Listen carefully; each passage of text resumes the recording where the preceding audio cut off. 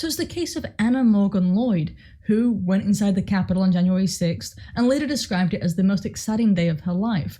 And I don't think she's the only person to do so. It was a very exciting day, frankly. She ended up pleading guilty to a misdemeanor of demonstrating inside the Capitol.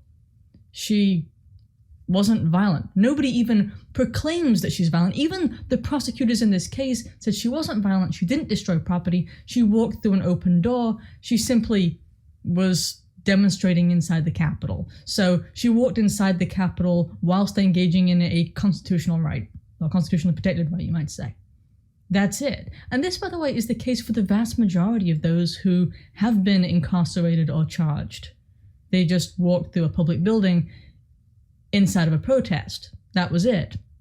And she was apparently in the Capitol for approximately 10 minutes. Well, now, because the prosecutors placed such pressure on her, she took the plea agreement for this misdemeanor, and also said a lot of what she was told to say, what they made her say, because otherwise the threats were implicit that she'd get a significantly larger sentence. So she said that she was ashamed, of what she did, whereas previously it was the most exciting day of her life. And don't get me wrong here, I don't blame her for saying what she needed to say in order to get back to her family. It's not like Trump or the Republicans are going to stand up for her. That's pretty clear. Trump, who set these people up, still hasn't said a word in defense of his most loyal supporters, right? But in any case, what Anna said was almost laughable. At least it would be if you ignore the circumstances under which she's been forced to say it.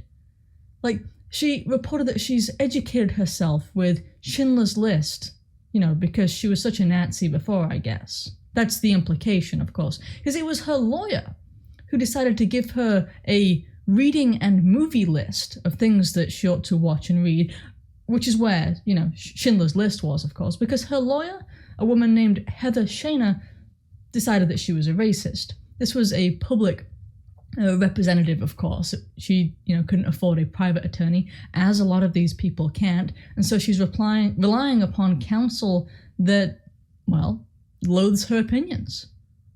And so now, essentially, they've been trying to re-educate her, you might say, Soviet style. Here, read these different materials, watch these different movies until you're willing